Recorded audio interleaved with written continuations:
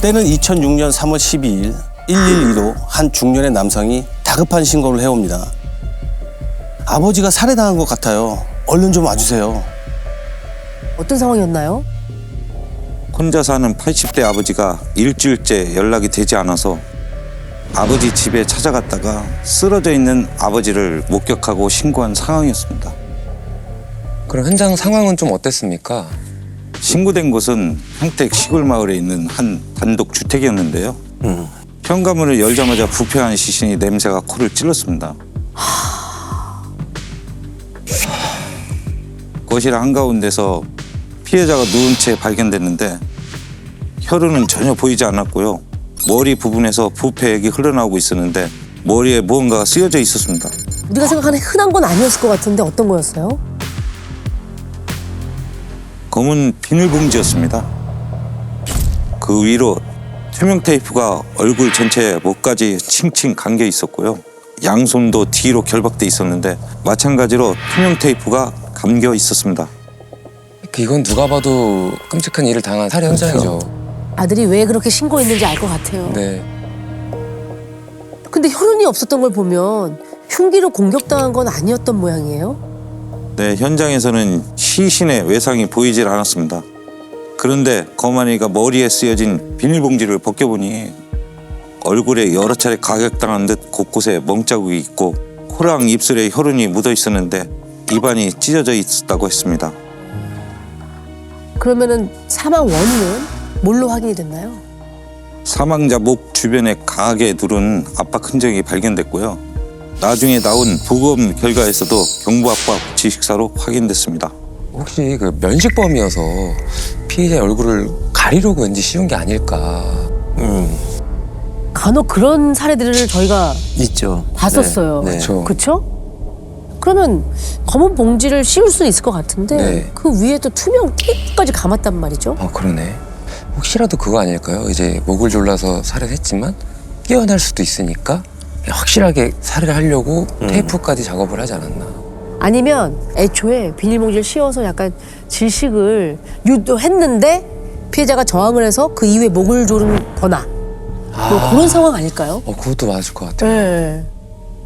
과연 그럴까요? 범인의 범행 과정은 피해자의 시신에 정확히 남아 있었습니다. 아 역시. 테이프로 칭칭 감겨 있었던 목에 손톱으로 긁은 상처가 발견됐는데요. 저항은으로 추정됐다고 합니다. 아하. 쉽게 말해서 누가 목을 조를 때 떼어내기 위해서 내 목을 내가 핥히는 저항은이죠. 손을 떼내기 위해서 이렇게. 네. 그러면 양손 이 결박도 머리에 비닐봉지를 씌우고 테이프로 감은 것도 모두 피해자가 사망한 후에 후작업으로 그 다음에 했다는 거잖아요. 그러네. 그렇다고 봐야 되겠죠. 자, 지금까지 상황으로만 본다면 애초에 살인을 목적으로 침입했을 가능성이 되게 높아 보입니다. 네. 피해자를 만나자마자 얼굴을 가격하고 목을 졸라서 살해를 했다고 하는 것은 살해 의도가 분명하다고 봐야 되겠죠. 그러면은 그 피해자에게 원한을 품은 사람일까요? 자, 일단 피해자의 원한 관계에도 충분히 검토를 해봐야 되겠지만 원한에 의한 살인이 아닐 수도 있잖아요. 네. 그렇다면 피해자를 사망하게 한 이후에 이득을 취할 건 액수에 관계없이 금전적인 목적이 있다라고 봐야 되겠죠. 원한이 아니라면. 네. 피해자에게 금전적인 이득을 취하려면 뭐 통장 비밀번호라든지 이런 정보를 얻어내야 되는데 이미 그 정보를 어느 정도 알고 있어서 공격부터 시작되지 않았나 이렇게 생각을 합니다. 진짜? 그러면 면식범일 가능성이 일단 굉장히 높다. 그런 상황 같아요. 일단 뭐 원한이든 뭐 금전이 목적이든 살인을 목적으로 일단 했으니. 그렇죠. 네. 그러면 현장에 범인이 남긴 흔적은 없었나요? 있긴 있었는데요. 범인의 손이 닿을 것으로 추정되는 곳에 장가푼이 찍혀 있었습니다. 그래서 지문은 확인되지 않았고요. 아. 사이즈가 270mm로 동일한 족적이 2개가 나왔는데 두 켤레 다 새 신발인지 밑창이 다른 곳 하나 없이 아주 뚜렷하게 찍혀 있는 겁니다. 이 사건은 곧바로 피해자의 재산을 노린 범죄일 가능성에 무게가 실립니다. 재산 곧바로라고 한다면 재산이 제법 있었던 것 같아요. 그러니까요. 그 80대 어르신에게 네. 그러니까 재력이 어느 정도였길래 바로 글로 쏠렸을까요? 당시 추정되는 재산만 90억이었습니다. 야. 그 당시에 90억이면 지금도 크지만 그때는 엄청난 돈 아닙니까? 상당한 재산가죠. 근데 이게 추정이라고 한다면 실질적인 재산은 더 있을 수도 있다는 얘기네요. 그렇죠. 피해자가 배 농사를 지었는데 그 과수원 땅이 약 3만 평이었는데요. 그 과수원을 통과해 4차선 도로가 뚫릴 예정이었습니다. 그래서 당시 매겨진 땅값이 90억 원이었고요. 완공 시에 더 오를 것으로 예상되었습니다. 그런 거 사실 근데 금방 소문나거든요. 엄청나죠. 네. 동네 사람 모르는 사람은 없었을 거예요. 그렇죠. 소문은 소문대로 났을 거고. 용의자가 한둘이 아니었을 것 같아요. 그거는 한둘이 아니라 정말 너무 많을 것 같거든요. 네. 예상과는 달리 생각보다 용의자는 많지 않았습니다. 그래요? 우린 당연히 너무 많을 줄 알았는데. 네. 피해자분이 평소에 대문에 현관문까지 문단속을 철저히 하신 데다가 마당에 개를 여러 마리 키우고 계셨는데요. 마지막 행적이 희신 발견 일주일 전으로 확인되는데 그 무렵에 이웃분들이 개 짖는 소리를 못 들으셨다고 하는 겁니다. 알지만 시골에 있는 강아지들은 낯선 사람 오면 무조건 짖어요. 무조건 이제 동네 떠나가게 짖어요. 또 그러려고 개를 키우시는 분들이 많잖아요. 맞아요. 근데 안 짖었다는 것은 강아지들도 익숙한? 그 집에 자주 드나들었던 사람. 그렇죠. 맞습니다. 현관문도 강제로 개방한 흔적이 없어서 피해자가 잘 아는 사람에게 문을 열어준 것으로 추정했습니다. 이거는 그러면 네, 안 네. 된 사람. 불길한 예감이 듭니다. 그러니까 예상되는 그분들은 아니었으면 좋겠는데 혹시 뭐 그 신고한 아들도 용의선상에 올랐나요? 맞습니다. 가장 먼저 용의선상에 오른 사람은 신고자였습니다. 야, 이거는 그러면 아 와, 설마 했는데 그 아들이 범인이라면 너무 끔찍한 거예요. 아니길 바랍니다. 왜냐면 사망 추정일과 신고 날짜가 간격이 한 일주일 되잖아요. 그러면 자기가 아빠를 그렇게 처참하게 살해해놓고 일주일 동안 기다렸다는 거잖아요. 그리고 그 뒤에 발견하고 신고한 것처럼 했다는 얘긴데 일단은 그럼 그 신고한 아들이 가장 먼저 용의선상에 오른 이유가 있을 거 아닙니까? 이유가 뭐죠? 신고자가 피해자의 친아들이 아니었습니다. 어? 수양아들이었습니다. 수양아들 지금은 아마 많이 이 개념을 모르시는 분들도 있을 거예요. 수양아들 그쵸? 저한테도 낯선 단어예요. 네. 이제 자식이 없거나 또 대를 이어서 뭐 시골에 제사를 지내기 사람이 없는 경우에 이렇게 수양아들을 두는 경우들이 종종 있었죠. 피해자분한테는 7남매 아내도 있었고요. 20년 전에 과수원을 시작하면서 피해자분 혼자 평택에 살고 있는 상황이었습니다. 나는 그 수양 아들이 있다 그래서 슬아의 자녀가 없으신 줄 알았는데 그런 상황인 줄 알았어요. 자식이 7명이나 있다?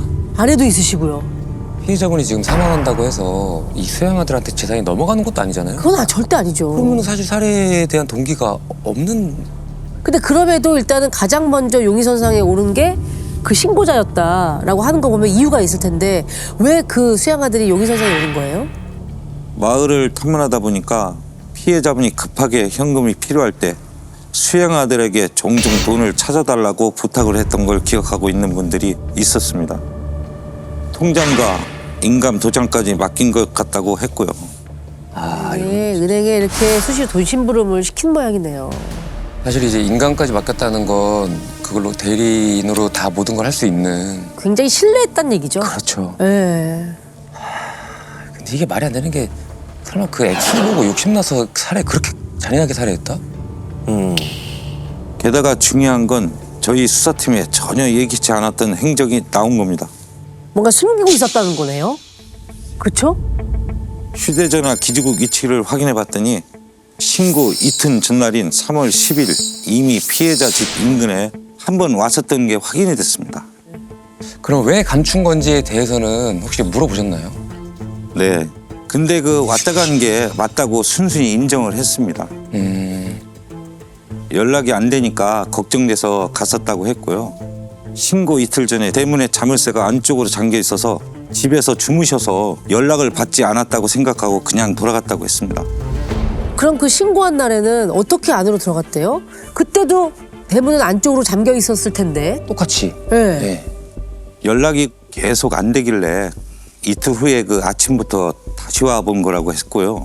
그래도 대문 자물쇠가 안쪽으로 잠겨 있었는데 아무리 전화를 하고 불러봐도 인기척이 없어서 담을 넘어 들어가 상황을 목격했던 거라고 했습니다. 사건과는 관계가 없을 것 같아 말을 안 한 거지 수사팀에 일부러 숨기려고 했던 건 아니라고 했고요.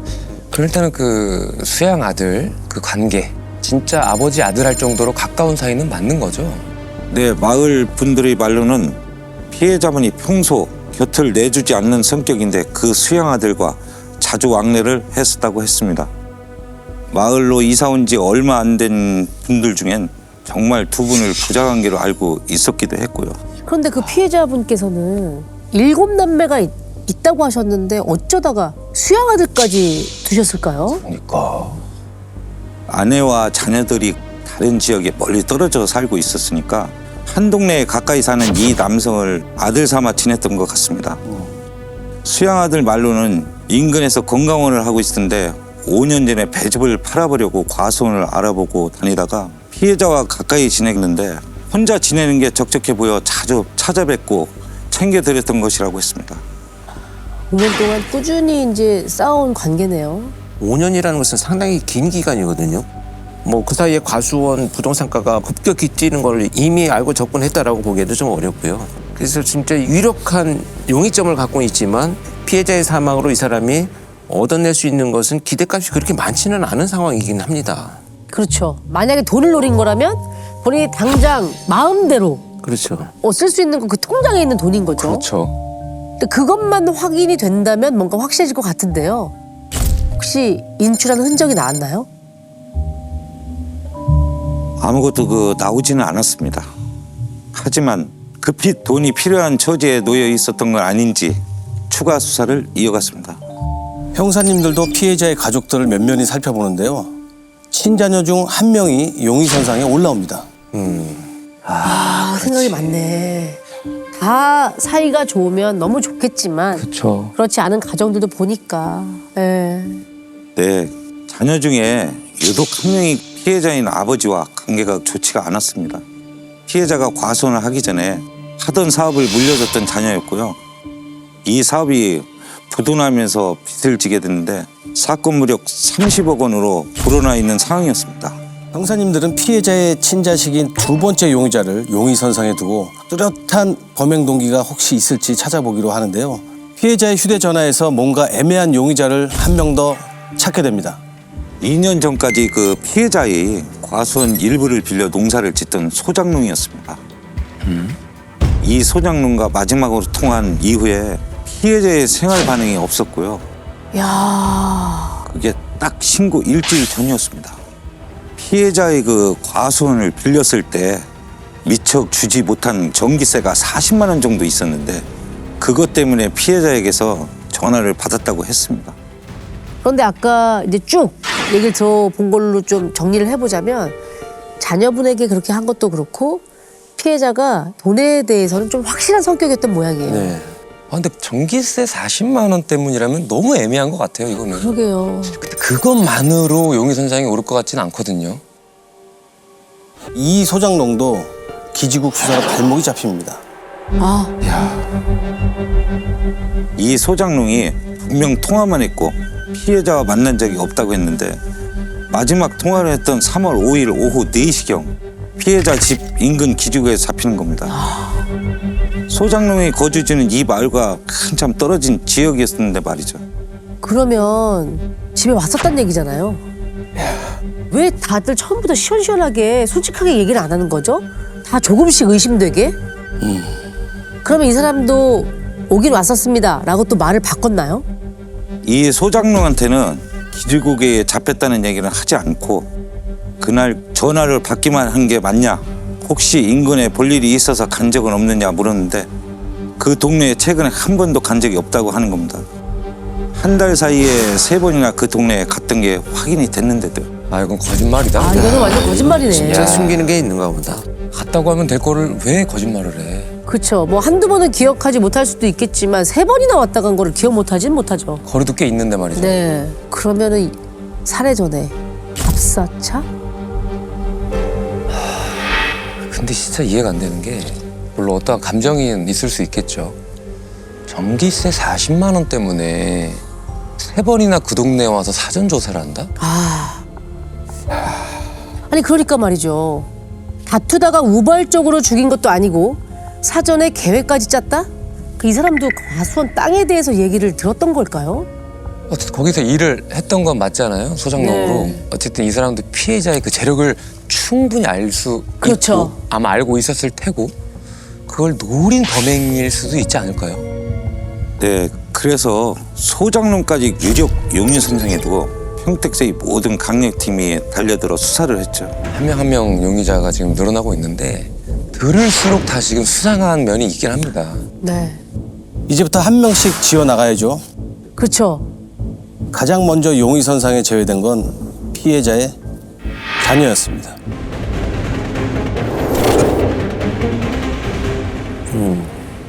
그러면 뭐 알리바이가 확인이 된 건가요? 네, 사건이 발생했을 것으로 추정되는 3월 5일경 아버지 집 근처에 오지 않은 게 확인이 됐고요. 아. 결정적으로 피해자가 사망한다 해도 이 자녀는 재산을 받지 못하는 상황이었습니다. 어? 이것도 무슨 말이야? 재산을 받지 못한다. 이게 무슨 얘기인가요? 자녀인데? 피해자가 직접 쓴 유서가 집에서 발견됐는데요. 3년 전이죠. 2003년에 자녀 7명 모두 아버지 재산을 포기한다는 각서가 같이 나왔습니다. 아니 그 많은 재산을 자녀 7명이 포기를 한다고? 그러게요. 왜? 피해자가 사망할 경우 모든 재산은 장학재단을 설립하는 데 쓰도록 돼 있었습니다. 어려운 학생들을 돕는 게 평생 꿈이었던 아버지의 뜻을 가족들이 모두 받아들인 상황이었습니다. 아. 참 대단하신 분이네. 아이고. 쉽지 않은 결정인데. 우리는 생각지도 못할 꿈이 있으셨던 분이네요, 진짜. 돌아가신 피해자는 장학재단 설립에 정말 진심이었습니다. 80의 나이에 홀로 살면서 겨울에 보일러도 한 번 제대로 틀는 날이 없었고요. 가사 도우미도 없이 손수 음식을 해 드실 정도로 그렇게 악착같이 돈을 모았다고 합니다. 끝까지 거짓말을 늘어놓던 자가 독사 형사님의 날카로운 앞니를 본 순간 제 발로 경찰서를 찾아옵니다. 지금부터 살인사건의 용의자 소장농을 김씨로 부르겠습니다. 아, 김씨 소장농이 제 발로 찾아왔나 보네. 그런 것 같아요. 왜요? 무슨 얘기를 하려고? 김 씨가 자꾸 아니다, 모른다 하길래 제가 좀 떡밥을 좀 던졌습니다. 내일 한 명은 무조건 잡으러 갈 생각이다. 근데 끝까지 모른다고 할 거냐? 뭐 누굴 잡겠다, 어디에 가겠다는 얘기를 하신 게 아니고 한 명은 무조건 잡는다. 진짜 범인이라면 이런 얘기를 들으면 심장이 너무 쫄리죠. 오금이 저리죠. 예. 심리적 압박을 받죠. 그렇죠. 그리고 뭐라고 하던가요? 잠깐 멈칫하더니 자기 아니다, 모른다, 또 발뺌을 하는 겁니다. 그래서 길게 얘기를 안 하고 딱 한마디 했습니다.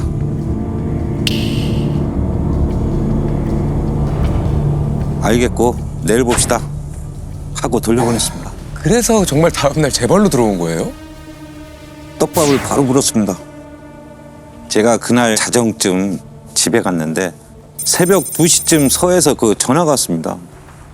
김 씨가 그 새벽에 경찰서에서 저를 만나고 싶다고 했다면서요.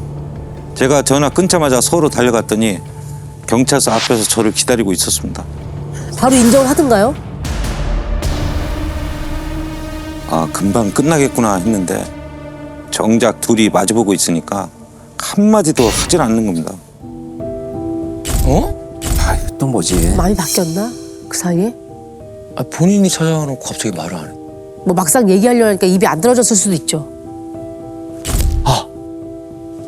그 신발이 2킬로 나왔댔잖아요. 예. 그러면 공범이 있는 거잖아요. 그렇죠. 공범에게 시간 벌어주려고. 아. 그 사이에 뭔가 증거를 감추지 못한 게 있다면 내가 시간을 벌 테니까 너가 도망을 가든지 이걸 빨리 증거를 가지고 수습하든지 해라. 그렇죠. 2명이니까. 2명이잖아. 아니면 뭐 그렇지 않고서야 왜 자기가 굳이 제 발로 와서 형사님을 불러서 할 얘기가 있다고 얘기했을까요? 말도 안 하고. 네. 그래서 어떻게 하셨어요? 몇 시간 동안 묵묵부답이었던 김 씨를 가만 보던 형사님이 말없이 조사실 밖을 나섭니다. 그리고 다시 돌아와 김 씨 앞에 딱 내밉니다. 뭐를요? 담배 한 보를요. 아.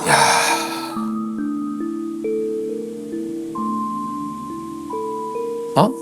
담배 한 개 피도 아니고 네. 한 보를요. 한 갑도 아니고 한 볼은 처음 더. 다른 의미가 있었던 건가요? 왜요? 시간이 지나면 지날수록 불안했는지 김 씨 눈빛이 조금씩 흔들리는데 자꾸만 책상 위에 올려둔 제 담배를 보는 겁니다. 그래서 보로째 내밀어 봤죠. 말하면 다 주겠다고 하면서요. 야, 이거 굉장한 심리전인데요. 저도 가끔 쓰는 방법이긴 한데 네. 그래요? 이 함보르가 갖고 있는 의미가 범죄자 입장에서는요 굉장히 큽니다. 지금 말을 안 하고 있었잖아요. 네. 찾아와가지고 네가 아무리 말을 안 하고 있어도 내가 많은 시간 동안 이 담배를 네가 다 피울 동안 난 기다릴 수 있어. 라는 의미가 있고 더 이상 너는 오늘 여기서 담배를 피우고 나서 이야기를 다 끝내고 나면 오늘이 담배 마지막이야. 너 이제 구속이 되고 나면 이런 메시지로 이해를 해요. 그러면 자기도 모르게 대답을 하는 경우가 있어요. 자백을 하기 전에. 그래서 굉장한 심리전이요. 심리적 의미를 갖고 있는 거죠. 담배 한 보로는. 우리는 그냥 자백이 코앞까지 왔구나 정도 생각하는데 네. 아 그런 뜻이 있군요. 그러면 어떻게 됐나요? 그때 바로 무너졌습니다. 자기가 한 게 맞다고 하면서요. 아이고 참. 근데 공범이 있었잖아요. 공범은 풀었나요? 저희도 일단 공범부터 잡아야겠다 싶어서 걔 지금 어딨냐 그랬더니 지금 안 가시면 안 됩니다 이렇게 말을 하는 겁니다. 그때가 새벽 5시 반쯤이었는데요. 8시에 자기 나라로 간다고 그 공범이 비행기표를 끊었다고 했습니다. 자기 나라? 외국인이네? 어? 그럼 어떻게 바로 쫓아가서 잡았나요? 네, 김 씨랑 같이 일을 하던 방글라데시인이었습니다. 저희가 도착하니까 마침 문이 열렸는데 자기 몸만한 케어를 끄고 나오길래 그 자리에서 바로 수갑을 채웠습니다. 피해자인 할아버지는 2년 만에 전기세 40만 원을 갚겠다고 드디어 제 발로 찾아온 김 씨를 아주 반갑게 맞았을 겁니다. 어? 뭐야? 뭐가 있어? 아, 저 두 사람이에요. 얘기하면 여러분들 나 이랬어요.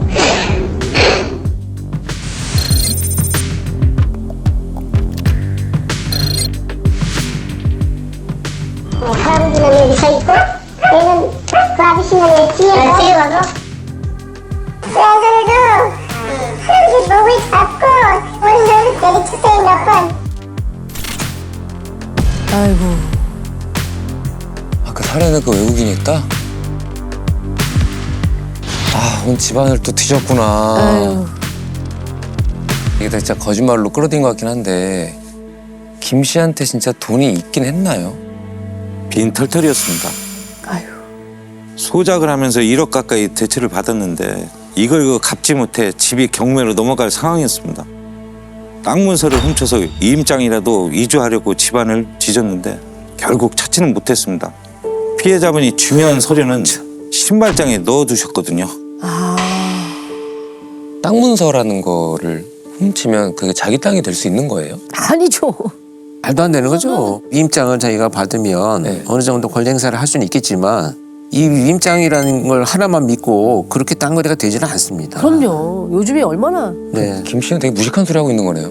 그러니까 내가 이 할아버지 재산을 가지고 오게 되면 그 중에 2억 주는 거는 그러니까. 간단한 일이다. 그냥 이렇게 네. 생각한 거예요. 너무 어리석게도. 그렇죠.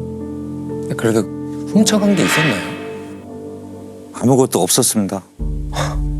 범행을 저지르려고 둘이서 새 옷에 새 운동화까지 샀다고 했는데 범행 직후 그 동네를 빠져나가면서 버렸다고 했고요.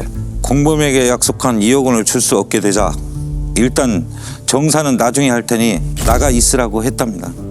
그럼 재판 결과는 어떻게 됐나요?